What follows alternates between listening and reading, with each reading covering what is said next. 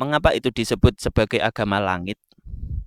Karena itu di luar jangkauan manusia. Dan untuk menjangkau itu diperlukan sistem yang mutlak. Itulah perbedaannya. Jadi seluruh agama ketika masih memakai sistem yang mutlak tersebut, itu disebut sebagai agama samawi.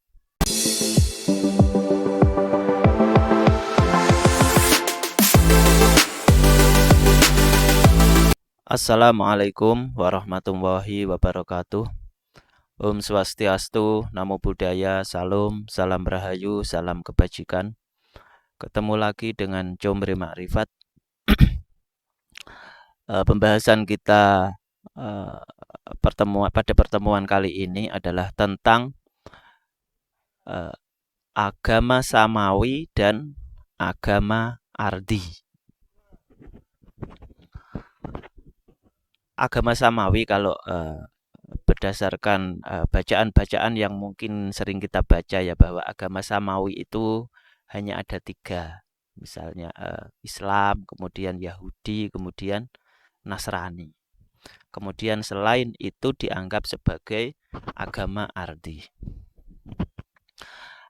Padahal semestinya seluruh agama, semua agama itu awalnya adalah agama samawi. Cuman agama itu yang mulanya agama samawi itu kemudian ketika ia turun atau downgrade ya, turun kasta, turun tingkatannya turun atau kelasnya turun, akhirnya ia menjadi agama ardi, menjadi agama bumi. Kemudian kira-kira perbedaannya apa antara agama samawi dan agama ardi itu?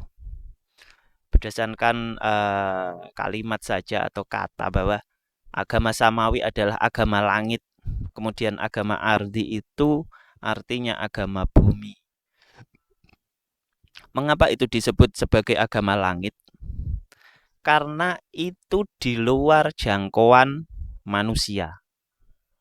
Dan untuk menjangkau itu diperlukan sistem yang mutlak. Itulah perbedaannya. Jadi seluruh agama ketika masih memakai sistem yang mutlak tersebut, itu disebut sebagai agama samawi. Akan berbeda ketika ia sudah menjadi menjadi semacam budaya.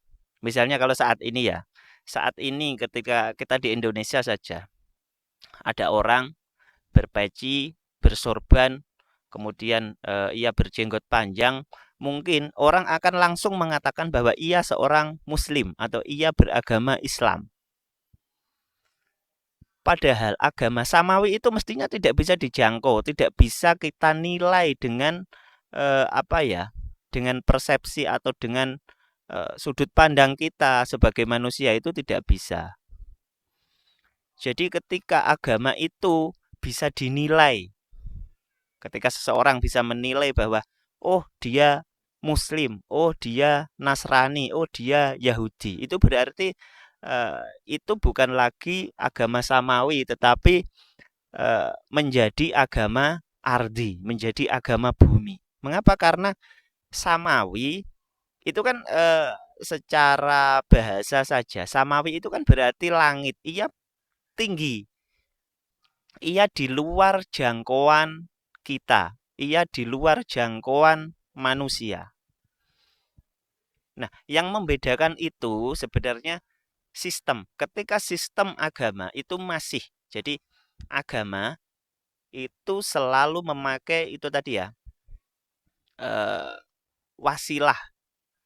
Jadi untuk menjangkau yang agama samawi ini maksudnya, untuk menjangkau Tuhan itu kita memerlukan wasilah. Jadi agama yang masih memakai wasilah, yang masih memakai rasul kalau zaman dulu, yang masih memakai sistem, itu berarti ia agama langit. Bagaimana dengan Islam saat ini? Banyak orang Islam, banyak itu berarti bukan semua loh ya, tapi kebanyakan kebanyakan sekarang umat Islam itu tidak lagi mengenal apa itu wasilah. Padahal eh, seluruh agama itu memakai seorang rasul. Yang rasul itu pasti berwujud manusia. Nah, ketika agama itu sudah tidak lagi mengenal wasilah, tidak lagi memakai wasilah, maka itu bukan lagi agama samawi. Itu menjadi agama bumi. Karena apa? Agama samawi itu selalu kodim. Dan sistem kerjanya itu top down, dari atas ke bawah. Jadi manusia tidak tahu. Kita contoh saja. Dulu Nabi Muhammad itu ya. Nabi Muhammad awal-awal beliau sudah diangkat menjadi seorang rasul, sudah mendapatkan wahyu. Itu kan belum ada itu apa? Syariat itu kan belum ada, syariat sholat, kemudian dan lain-lain itu kan belum ada. Jadi selama kurang lebih 13 tahun atau 12 tahun sebelum Isra Mi'raj, itu kan Nabi hanya kholwat di Gua Hiro, kan seperti itu kan. Sampai akhirnya ketika Mi'raj itu Nabi sudah apa ya? Sudah sampai Sidratul Muntaha. Itu maksudnya sudah mencapai kesadaran puncak. Sudah mencapai puncak kesadaran tertinggi. Lah, saat itulah ada perintah sholat. Ada macam-macam itulah. Jadi perintah sholat itu kan kalau berdasarkan cerita itu kan hasil daripada Mi'rajnya Nabi. Mi'raj ketika Nabi Mi'raj naik ke itu tadi ke Sidratul Muntaha. Kemudian Sidratul Muntaha itu apa sih? Sidratul Muntaha itu puncak kesadaran manusia. Itulah Sidratul Muntaha. Jadi sebelum mencapai itu, sebelum sampai pada puncak kesadaran itu, ya tidak tahu gimana apa, maksudnya status agama kita itu ya belum diketahui lah istilahnya. Nah, makanya kita mesti belajar. Jadi agama itu tidak instan ya, tapi bertahap, step by step. Kalau digambarkan oleh Nabi, itu kan ketika Nabi Mi'raj itu melewati 7 lapisan langit. Sementara langit itu kira-kira langit yang mana? Apakah langit yang biru yang di atas sana itu kan enggak? Karena apa? Itu apa? Langit dimensional maksudnya.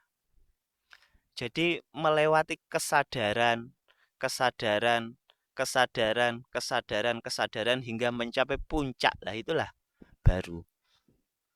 Makanya kita mesti belajar lebih ya, belajar lebih. Dan untuk mencapai itu Nabi itu melewati proses panjang selama 13 tahun. Sehingga beliau bisa mencapai makom itu. Lah kemudian kita itu sudah tidak ketemu dengan zahirnya Nabi, kemudian kita juga tidak tahu apa itu wasilah, sementara kita ngaku-ngaku kita itu sudah beragama, kita sudah sholat dan lain sebagainya, ya tidak tahu akhirnya yaitu tadi sholat kita. Kalau di dalam surat Al-Ma'un itu diancam fawailul lil musallin, bahwa neraka wel itu dibuat untuk orang yang sholat. Alladzina hum ang sholatihin sahun, yaitu orang yang lalai dalam sholatnya. Nah, itu kan bahaya. Makanya beragama itu mesti ada wasilahnya. Sebagaimana perintah Tuhan di dalam Al-Quran ya, wabtaghu ilaihil wasilah, carilah jalan wasilah. Lah, setelah ketemu wasilah itu terus bagaimana? Wajahidu fisabilihi, bersungguh-sungguhlah kamu di jalannya. Jadi tidak hanya menemukan wasilah, tetapi kita mesti jihad. Kalau jihad itu dulu dianggap sebagai orang yang mati dalam peperangan, kemudian pokoknya apa itulah ya. Itu sebenarnya beda. Jadi jihad itu adalah bersungguh-sungguh di jalan yang dibawa oleh pembawa wasilah.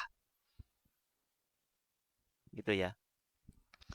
Jadi ini tentang praktek sebenarnya, praktek Torekoh Naksabandiyah Kholidiyah Nusantara.